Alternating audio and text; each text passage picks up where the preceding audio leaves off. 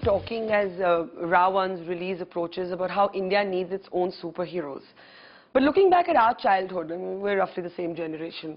We grew up with, in India, mostly, if I remember, Diamond Comics, you know. Yeah. My superhero at that time, the closest you came to a superhero when we were kids, other than Superman and Batman, was Phantom. Yeah. Yeah. But we thought Phantom is Indian because it used to come in Hindi. I always thought Phantom was I also Indian. thought, till I got to know it's not actually, it's some Lee Stan or someone. It's not actually an Indian property. But it felt like, because Denkali Jungle and Hero and the beat of the drums. And the beat of the drums. So you felt it's like, but even, actually the only Indian superhero closest was, I think, a comic called Bahadur. Yeah. By Mr. Sulci, I think, yeah. You know, he had made a gun out of his cycle and stuff like that. And then, of course, mythological ones. Yeah. In Amar Chitra Kathas and so on. Yeah. I think, like, for example, this gentleman in America, he's a big director. And he sent me a script once and he said, before Spider-Man, before Superman, there was Hanuman. And I thought that was really cool. You know, and we forget that Hanuman was kind of our original superhero. You know, he's got all the makings of a superhero. And we haven't used any of it. And whenever we've used it, I think the younger generation, and when I say younger, I even mean myself, I think we are just a little now not wanting to see it in that same old bottle, in the mythological sense. I mean, we enjoy it. So you have to bottle it new. You've got to make them trendy, basically. You've got to make them trendy and cool and still keep some kind of a mythological background like we have in Ravan, that Ravan is the bad guy. And without having to explain, anyone called Ravan is not really going to be a good guy. But I was going to ask you, why is it that even though we grew up with these characters and there's so many of them in our mythology, why is it that we don't have a Desi equivalent of a Superman, an Iron Man, a Batman? It's very simple. Because since 70s, from when I've watched films, I'll tell you from there, 70s, 80s, 90s, and maybe now, our regular heroes are superheroes. You know, we've never had the need to... if you believe Hindi cinema. Yeah, if you believe Hindi cinema, I mean, they don't need to wear tights. They don't need to have superpowers. They don't even need a tail like Hanuman to fly. Nothing. They can just jump from building to building. They beat up 20 people. And even like if you see the regular now Hindi films with action, the hero just jumps up and stops in the air. And so actually when I was shooting it, a couple of shots and I'm like, you know, it seems like a regular shot. So I told my action directors, I said, you know, this we've seen in Hindi film. He said, oh, you have another superhero film? So I said, no. He said, but we don't do this in regular films that a hero flies and jumps like this. We only do it in, we give it a reason. So to that extent, as somebody who's sometimes been told, and this has never bothered you, that Shahrukh Khan always plays himself. And people love you as Shahrukh Khan, so there's no problem with you playing yourself. How much of Shahrukh is in this movie, and how much have you gone away from the Shahrukh we used to sing? I don't know. I know, you know, I'm always, Barkha, trying to be different. Yeah. And then but people do turn around and say this to you, right? Always the same thing, so I'm like, okay. Does that hurt you? Not anymore. You used to? Yeah, I mean, it works, it ain't broke, so I fix it. So that's really true. You know, with all due respect, I really sit down for Khan and everything, and I do develop a character in my bathroom. I read books, and I make notes, and I have fantastic notes on my script, which my directors get really impressed by, or at least they act that they're very impressed by my notes. And I think I'm doing something really different. Like how I develop a walk, I develop a voice, I develop a talk, I develop, of course, the crutches, looks and all the director does, but I develop everything. And then at the end of it all, they say, but wo to wahi karta hai. So now I'm in tights, and I'm flying, and I've got superpowers. I got blue eyes, my hair is standing up. So I hope now, with all the crutches... They can't say Shahrukh's playing himself. Yeah, though I doubt it. I'll think, arey yaar, ye waisa hi hai, jab wo romance karta, because I do put my arms out. Even, you know, so they were joking with me. In that same gesture? Yeah, they told me, our superhero won't fly like this. He should fly like this. So I said, please, sab kahenge, wahi kar raha hu main. Is this film different from you in the sense of how much you've put of yourself in it? How much you've invested in it, and I mean emotionally. I mean, everything has been said about the most expensive film, the effects, all of that. But is this some sort of watershed project for you? I don't know. I think what I've invested in this film is my childhood. And I like to believe that. All the qualities that I've had in me, which I think have made me be who I am, I attribute it to my childishness. And not in a bad way. In the good way, whether it's the energy part of it, whether it's the innocence part of it. And I've got kids now, so I see it being reflected. When my son or my daughter behave in a certain way, I say, hey, I still behave like that. And I'm, you know, in my 40s and I should not. And it's so difficult for my family, you know, sometimes to contain me because I'm very childlike. What's the most childish thing you've ever done? I do everything childish. I sulk, I get angry, you can't talk to me meanly, I have to be treated nicely. If you're rude to me, I sulk, I go away. How long do your tantrums last? For life. I'm like this. And everyone knows, like, if you tell me a small thing like, you know what, I don't like your telephone, I get hurt.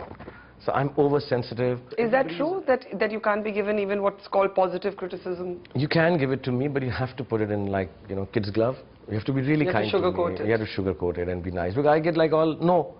And I'm intelligent enough to argue about it. So I'll like say, no, but this is it. But I take that. I always take it in my head that somebody said this. I'm like a kid who doesn't want to say it, okay, mom, I'm wrong. But if you're so sensitive, how do you deal with being a public person? I mean, people scrutinize you, people can criticize your films, people can jump on you for a single statement, people can make assumptions about your sexuality as they have, people can gossip about you. If you're so sensitive, how do you deal with being in the arc lights? Honestly, I sulk. I go quietly in my room. Privately sulk? Yeah.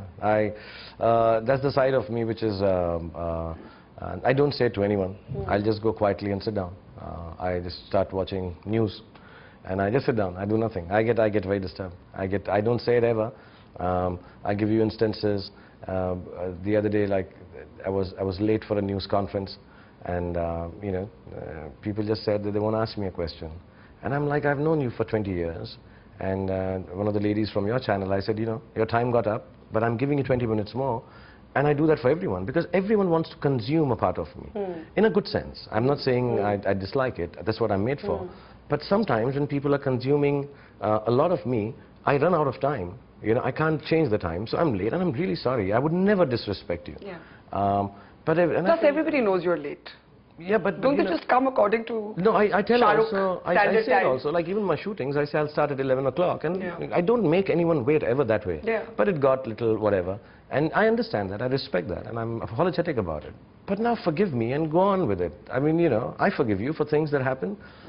Sometimes, you know, I'm told, you wasted our time, but you know, have I ever complained you wasted my time by asking really stupid questions?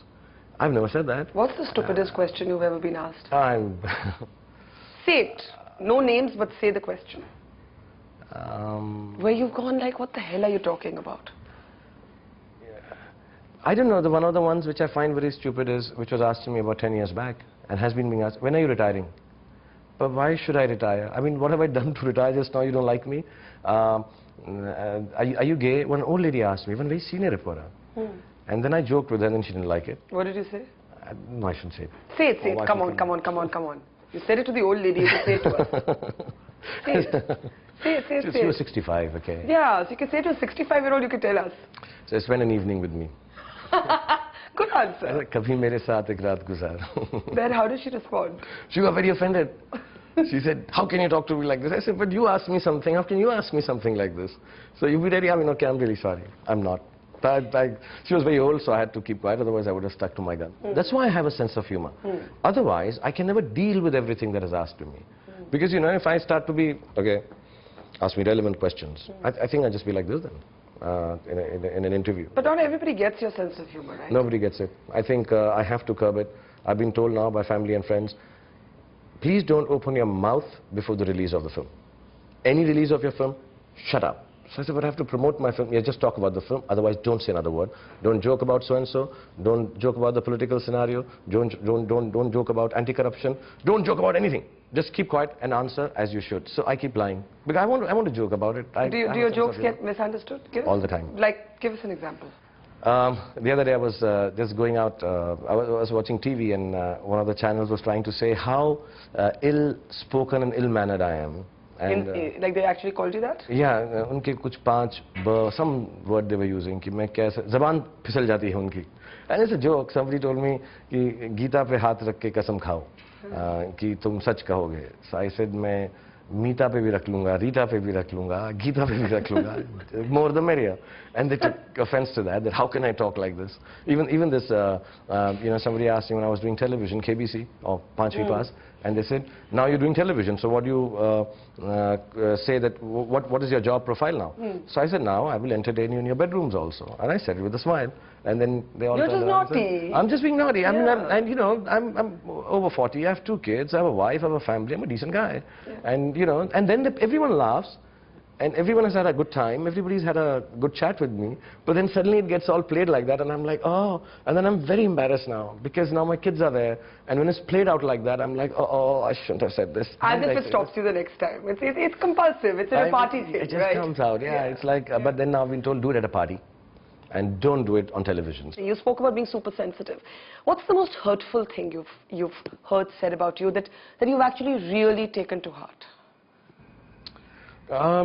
Sometimes I'm told that I'm not, you know, it's very strange that I am oversensitive, but I'm told that I'm not sensitive to people, and I'm detached and I lie.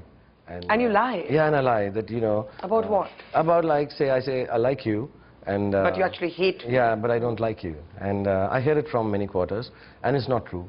I have a lot of love for people, and some of them I really love. Like, I genuinely love you. It's got nothing to do with that I have worked with you or I want to work with you. I genuinely love you for the work you do, for the interaction we've had, and then it's misconstrued sometimes, you know. Are wo to isse isliye baat kar raha hai na? And suppose you say a nice thing about me, it hurts me when you could be saying it professionally. And you have all the right to say a wrong thing about me also. I would never question you. I'd never call you and say, Barka, why did you say that about me? So if you say a good or a bad thing about me, it's your profession, you got to do it. But it's misconstrued. Ah, usne to acha isliye bola kyunki unka dosti hai, kyunki unka pyar hai. So I just sometimes, you know, the ability to be able to surprise people and the ability to fail is taken away from me. The ability to have a relationship is sometimes, that's really hurtful. Like, I have friends, boys and girls, and very few of them. And when I say friends, it's only when I'm working with them. Otherwise, you know, we never get in touch. We're not socially so connected. And then if I hug you, and if I kiss you, and if I love you, and if I genuinely love you. But it has to have, you know, So people will attribute motives. Motives to it, reasons to it, beyond it. And it's very embarrassing sometimes. Because I'm very quiet. So I can't come and say, Barka, you heard that? It's not like that. I can't even say it to you, though I love you. I can't say it to you. So then I'm very quiet. Then I'm like, should I behave differently with her now? So then it starts becoming awkward for me, and awkward for me, and awkward for that person. So they must be thinking, Kya ho gaya isko?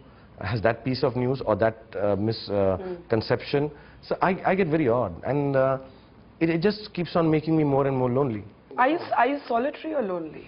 So the two are different. And I am solitary now. Reclusive is, you know, I'm a bit of a Sufi and a bit of a reclusive person. And I feel I don't like being that anymore. How does a recluse last in the film industry? You're constantly under public scrutiny. You're constantly having to go out, do press conferences, events, marketing, all of this. I think that's the only thing, that's the only way you can survive. If you're a public figure like I am, where I'm being consumed every moment, in a good sense, I need to be reclusive. Otherwise, one morning I'll wake up and there's none of me left. Why hasn't it got easier for you to deal with it after all these years?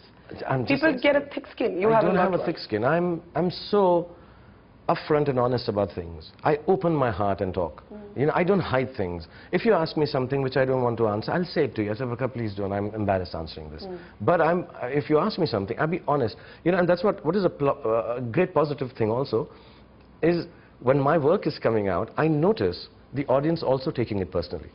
You know, they either are like, Arey yaar, acha hi hoga, Arey mujhe nahi acha lagta. It's a very personal thing. It's not just a job. They react. It's not just a job being done by an actor who comes and entertains them.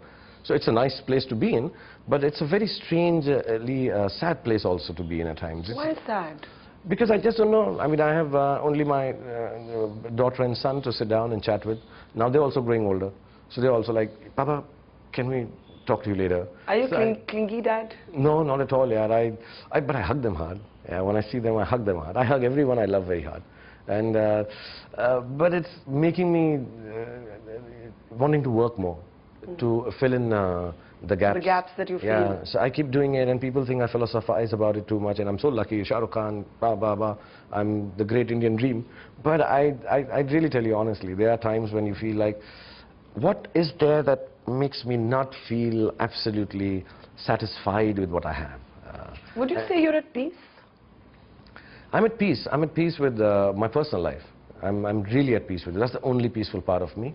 But when it comes down to, you know, balancing all this, you know, like when I go out, I'm like, hey, you love me, you told me you love me, so can I be loving and family-like with you? And then suddenly one chit of a person says something, or, you know, in workplace, things go up and down. Yeah. I'm like, but you know, it's been so many years, and I'm making such an attempt to get it all right and make you feel nice about everything. Why does it not work out like that? Maybe I just should be a little more rukha, you know, a little detached from it. But you're not made that way. I'm not made that way. I'm not made that way. Yeah. You said in an interview I read that sometimes at night when you can't sleep, which is often because you're an insomniac, you talk to your kids about what you feel sad and disillusioned about, and they don't always understand what you mean, but it helps you to talk. What are you sad and disillusioned about today? I talk to my dogs also. I just sit down. Dogs are great to talk to. Yeah, you sit down. They just look at you with doleful eyes. And, I said, you know, I was so nice and I was just trying to get this done, but I was a little let down. You actually have these conversations? Yeah. Like aloud? Yeah. I with the kids now, so it doesn't seem so strange. And with the dogs also? And the dogs earlier. But now, it's not a nice thing to say, but I prefer talking to kids than the dogs now. I love my dogs. When I talk to my daughter, I'll hold her hand, and the other day I told her, you know what, I feel the positivity, I feel I don't have any friends. You told her this? Yeah. So she says, but so-and-so is your friend. I said, yeah, but not that kind of friend. But that's, she likes you. So I say, yeah, she likes me, but I don't have a friend. So then she said, so I look at her, I say, you be my friend? She says, but Papa, I'm your daughter. So I said, please be my friend also. And then finally she agreed. She said, okay, I'll be your friend. Let's just watch what we're watching. So it makes me feel nice. So I have these issues where I feel a lot more is expected of me. I can't be myself. And also, many a times, I'm not being able to perhaps give enough in relationships. I'm scared of relationships because I have the sense that I'm going to lose this relationship. So maybe I'm the... Is it that, or is it that you feel that most people are reacting to you because you're this superstar and not for who you are? That happens to public people. They find it difficult to trust. No, I don't have trust issues. Actually, I have the opposite. I trust too much. I have those issues. And I've never really I don't behave like a star, actually, most of the time. You don't? You know, I don't at all. As a matter of fact, my closest friends tell me, you know, can you start behaving like the person or the star you are? So I'm like, but why? That's on the screen. In real life, I'm just like this. I just started wearing makeup and combing my hair for interviews also. Otherwise, I'm quite cool. I'll do everything. Because I think it should be two different people. I am two different people. And you managed to keep it separate? I am. I'm nearly schizophrenic. I'm two different people. I really believe what I am in real life and what I do with my kids and my friends and my family is completely different from the Raj and Rahul. I'm so shameless. I am so uninhibited. I am so open when I'm acting a character. I can do anything. Anything. I can dance, I can fall, I can be naked, I can jump, I can fly. Personally, they're only like, I can't do anything. So I'm very shy and very quiet. But that person is very different from this one. And I was telling someone that, you know, sometimes my films touch the lives of people. And they come to me, and I just recently, I don't know if I'm okay talking about it, but Saira ji called me day before yesterday. And Dilip Saab saw me on TV. And, you know, he looked at her and he said, "Ye bahut acha hai ladka. Mujhe bahut acha lagta hai, to mujhe ye, I want to see it again." And she said, like, you know, it was very strange that he noticed you and talked about you. And so I'm going to go and have a walk with him. And I got tears in my eyes. I was like, oh, I was feeling very low about my work and everything. You know, actors have these days. So I was feeling very low, and then suddenly this phone call came. And I was so happy. I was so happy. So I touch lives of people. And I'm not saying this experience, but when I'm talking about the audience, and sometimes I feel, you know, I've touched this person's life, Ramesh's, and he doesn't even know what I'm like. You know, this question comes to me. Suppose he met me now, would he still like me? Would he think... the person and not the actor, you mean? Yeah, would he be let down? Would he feel, "Arey, ye to Raj tha?" And it happens many times. You know, sometimes I'm in a serious mood, and 2-3 girls came the other day, and they were like fans, and they came and hugged me and said, "Hi, sweetheart, how are you?" And I hugged her, and I kissed her, and I took a picture, and they said, "But in the movies, you're always so happy." So I'm like, yeah, and then quickly I have to be happy. So I quickly, you know, and I'm like, okay, so what are you doing? And I had to be happy. And you had to role play that persona at that moment. I've written in my book that, you know, I don't know now, am I happy like Raj, or Raj plays happy like me. Yeah. Does that mess up your head? I fill it with so much work that actually now I'm sitting with you, and I'm really enjoying this conversation, so I'm opening my heart to you. But I don't have these conversations too often. So I don't think about it. I'm just like, I don't know what space I'm in. But it is really confusing at times. I don't know whether it happens to other actors who work for 20 years, or are they just keeping it as a job. I don't know, I don't think of it as a job. And maybe that's why people like me so much. And I get very, I don't know if I wasn't acting, what would I do?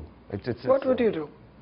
I don't know, I think I just write, or I'll just act in my bathroom, or I'll... now, you know, Barkha, I don't even know whether I'm acting getting into my car. I don't know when I unwrap a sweet and eat it, am I acting? Am I eating the sweet like Dawn would? I have no... It's all blurred into It's all each other, blurred, yeah. It's just completely blurred, you know. And That's scary though, in a way, isn't it? I don't know, and I don't want to blame the audience, but you know... The expectation of that persona all the time. But I believe I can fly. I really believe.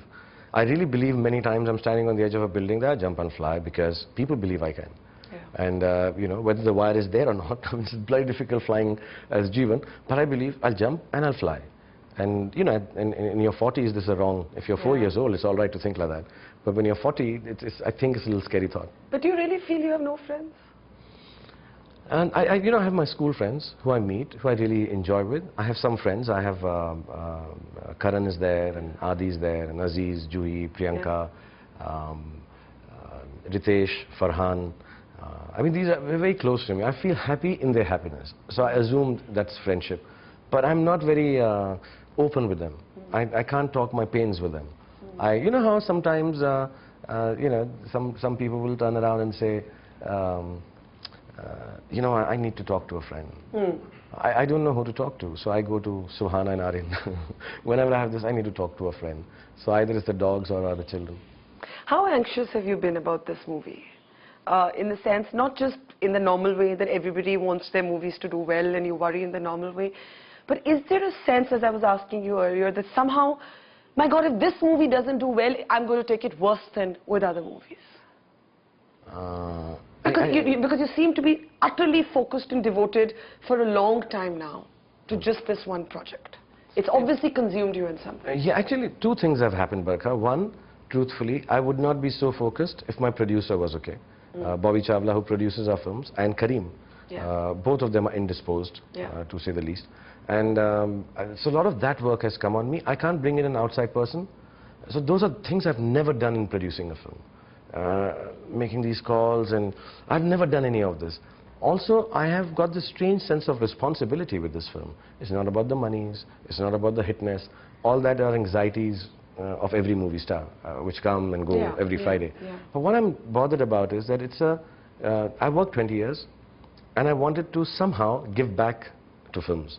And I'm hoping this give back in terms of technology. And I keep talking about it, and it's not like it's path-breaking, but it's Indian. You know, we've been able to do this in India. I want to start a new way of making our films look as a producer, as a filmmaker, so that internationally, when our films come out, 900 of them or 1,000 of them, everyone says, wow, the films look cool. That's one thing I feel we are bereft of. We can keep harping on about our films and crossover, but what we fall short in, our films don't look as cool. They don't look as good. They don't look as complete and fine. So this film, I was hoping to be able to do that. So every time I'm looking at them saying, this is the dream I have, and sometimes it falls short. So I get a little more anxious. I hope it's not, and sometimes, like my wife will tell me and my friends, see, nobody watches the shorter. Now let it be. So I'm like, oh, so they're not going to notice this? They tell us that even in TV news. Yeah. You notice the lighting, nobody else does. Nobody else is noticing, so I'm like, but I spend a lot of time doing this. Wo to piche dikh raha hai wo? And there are times when I'm sitting on screen and I look at someone, I'm like, so? And everybody goes. So I'm like, did you see that? You know, we spent 18 hours doing this. Like yesterday, in my VFX studio, I've done a shot where this glass flies on my face. And it takes 137 hours, they told me, to render one frame. Wow. So I'm like, wow. And that glass will come in about 7 seconds. And it'll just go away. And I'll be like, and there'll be people, they would have missed it. And I'm like, but did you see that glass? So those little bits and pieces make me anxious. I want to go. But you're a perfectionist. I mean, in this project, you've been like, no, I'm a perfectionist. God is in the detail. Yeah, I'm fun. I'm a so fun is the perfectionist. Devil. I'm not an anal perfectionist. I'm really happy with things and I like them. Because what happened is I saw an ad and I told my team the glass should look like this. So they looked at me and said, no, it would look much better. So yesterday they told me, my only anxiety now is 4,000 prints. I want to be in each theater. When that glass scene comes, I look at it. Greco! Please look at that. It's never been done before. And I know I can't do that. So that makes me anxious. It's not, but that's what And makes it'll me kill you anxious. if the viewer doesn't notice that glass piece. Can I right? just tell you right now, as we sit here and talk, 2 hours, 20-minute film, very entertaining, family, everybody would love it, everyone will miss that glass. And that We're makes going to me look out anxious. for that glass now. Please, please. You know, yesterday I said, can I make a trailer out of this glass and give it to all the news channels? So my team says, sir, उसमें कुछ है नहीं, बस glass जा रहा है. But I said, 137 hours, man, Wow. for a frame. So these little things, like the suit of the superhero. Yeah. You know, I went to America, I went everywhere, and I wore this suit. Finally, we shot it for 10 days, and when we saw it on screen, it's not bad, but I'm like, it doesn't look like how we want it to look. So we have digitally redone this whole suit, okay? And now, when it again comes on screen, nobody's ever turned around and said, wow, how do you do the suit? Yes. Nobody said that. I said, do you realize how we've done this Done suit? the suit, yeah. And like my children have seen it, my friends have seen it, but nobody says, kya lag raha hai abhi, yaar? Nobody says that. So I'm like, is it going to be one of those things that finally, like you and I are told, nobody notices the lighting, only you do. But is this the most obsessive you've ever been?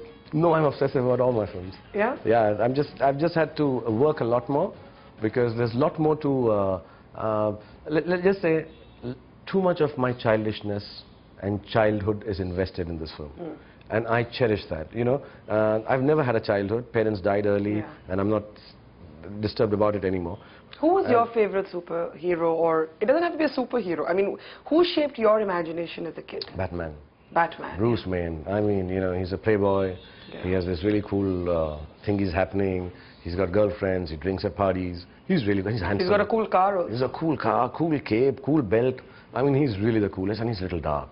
You know, I like it. I like this guy who, you know, has got a little darkness and meanness surrounding him. He's got scars on his back. Yeah. So it's a very macho, cool. I really like Superman, of course. Yeah. We all like Superman, but Batman is. But I could not make this film like Batman. If it does well, then maybe I'll make Jeevan little dark. But Jeevan sounds only sweet, so I don't think. Yeah. My super is very sweet. Actually, he's a family superhero.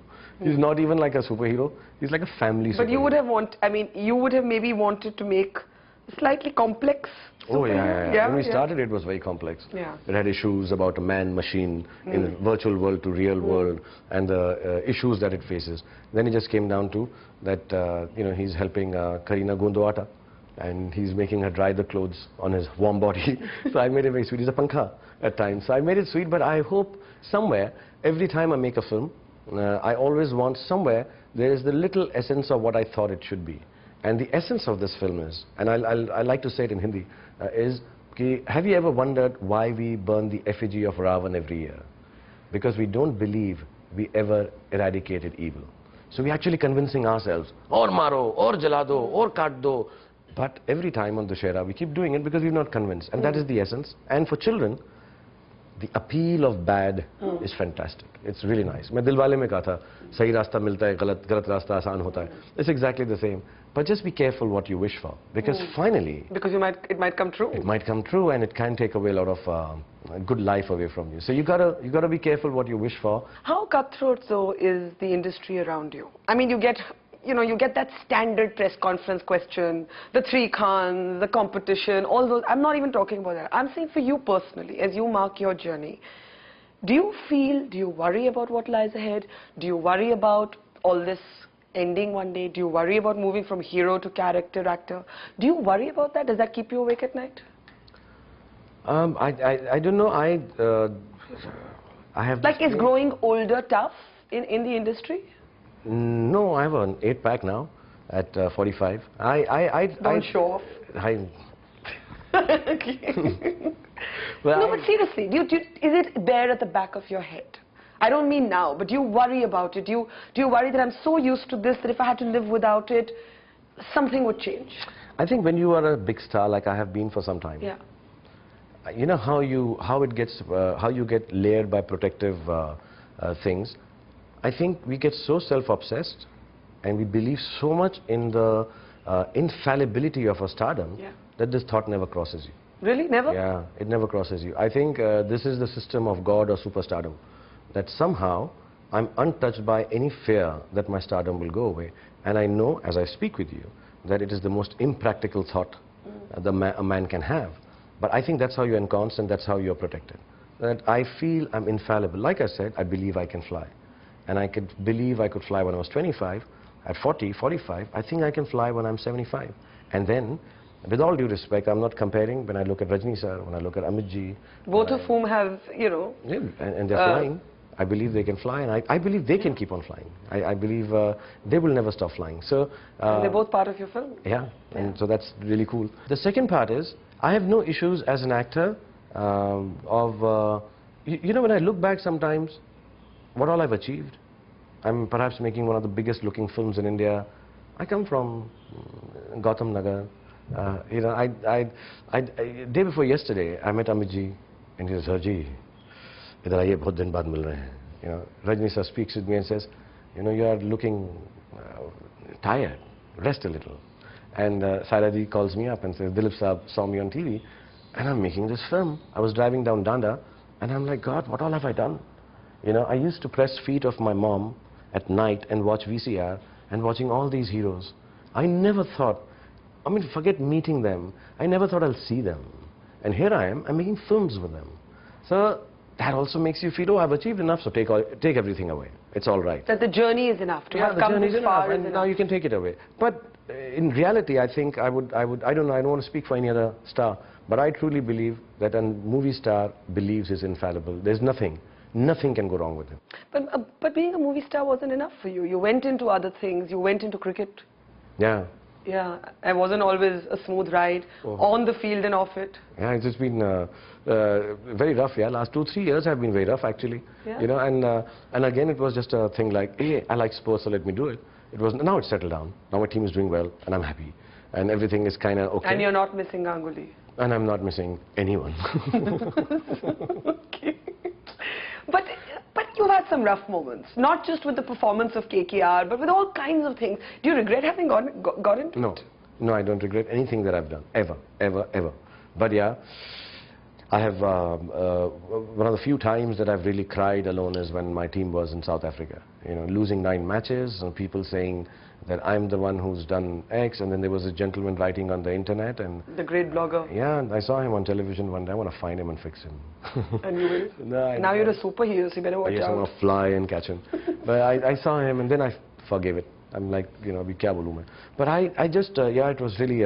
But you wept. I mean, you're saying you sat in your room and you wept. A superhero cried, yeah. I cried with tears, yeah. I sat in one corner like that, and I just cried, and I cried, and I cried. And everyone knew I'm crying, and I was shamelessly crying, because it just got to me. You know, when people start saying things, and I would say one thing, and a senior cricketer would take it wrongly, and then he would say something, and I'm like, dude, I didn't mean it like this, yeah. I'm just trying to say, you know, somebody said, it's my team, and I'll run it the way I want, because finally it got and said, oh, who the hell are you to talk about this great cricketer like this? And I didn't mean it like that. It also taught me that I think people attach too much weightage to what I say, and too many meanings out of it, so that, I'm not saying it makes a good soundbite, but they maybe believe it. Oh, you say, oh, arrogant? I'm not. I'm not arrogant at all. But I come across like that because I call a spade a spade. Maybe I need to be politically more correct. But all that was forgotten. My shoulder was injured. There was this whole thing, 9 matches were lost, and everybody was saying that I've really been wrong running a team. And yeah, it got to me. It made me feel very sad. And that was the lowest point a couple of years back. And, but you stayed the course. How come you didn't? You could have sold your team and got out, or? Yeah, I could have. I got a lot of money offers. No.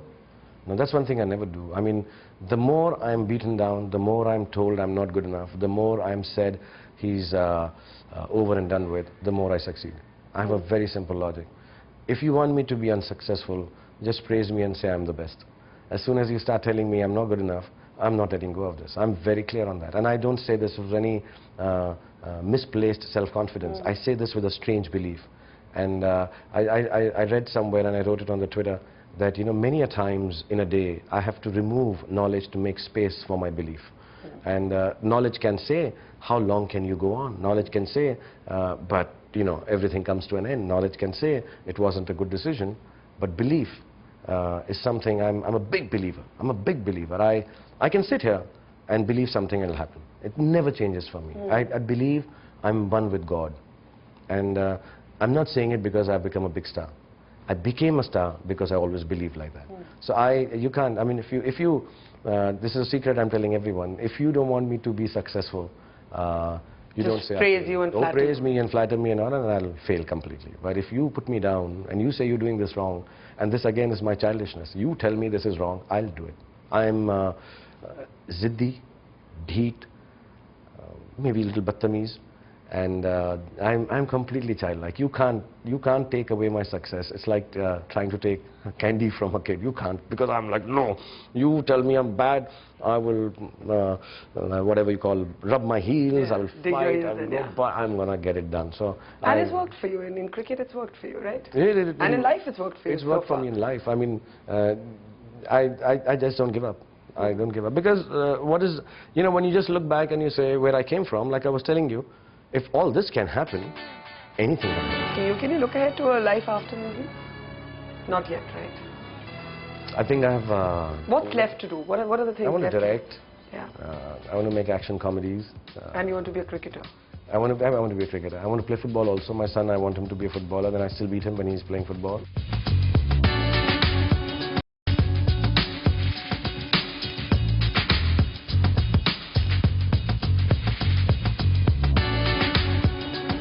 And I'm saying this bluntly, you're one of the brightest people I know.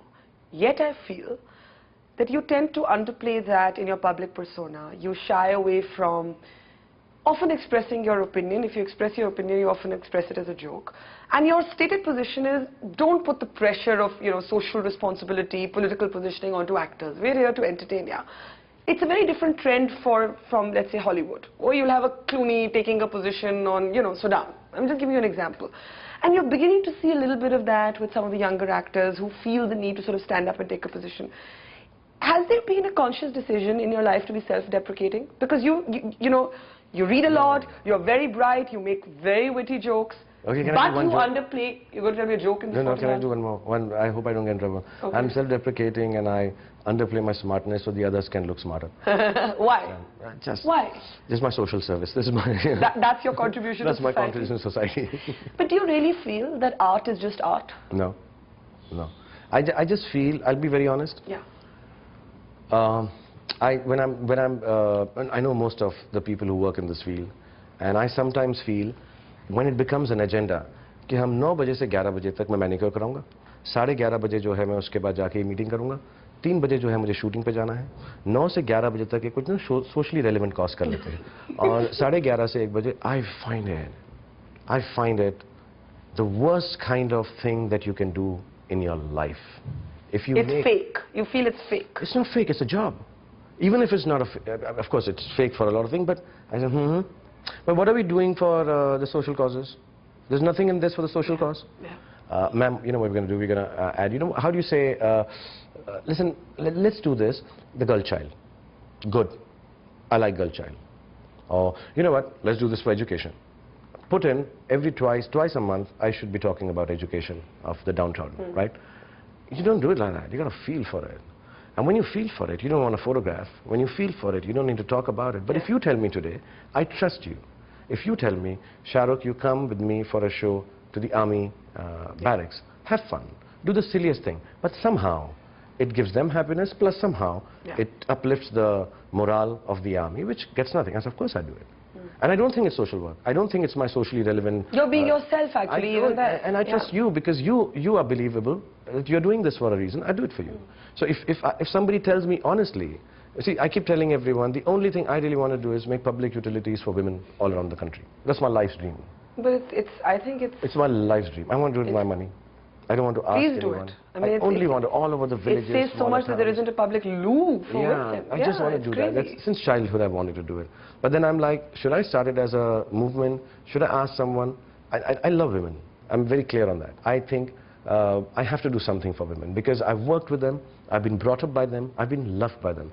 And I always feel that they're fighting for equality all the time, however and whatever we may believe and say. So I really want to do things that it makes them feel equal, makes them feel nice, makes them feel actually they are superior, makes them be the superior being amongst men and women. So I find it that, you know, if I take on an agenda, I would take it if you tell me. If some friend of mine tells me, you know, Shahrukh, this is a good thing, I said, do it for you. But I don't do it as part of my job. I don't do it as part of my 9 to 9 agenda. And when somebody says it, then I'm actually disturbed when somebody suggests it. And the only way I can counter it is by just saying, yeah, I'm an artist, I don't do this. We artists don't, I'm an actor. But for anyone who knows you, people know that you're being self-deprecating. Yeah. I mean, I know you're being self-deprecating. I'll be like that, but you also know if you called upon me for some aspect which is important, I come and do it. Yeah. And I don't want anything for it. I don't want no publicity for it. It does not make me, you know, I'll give you a story, a little Islamic story.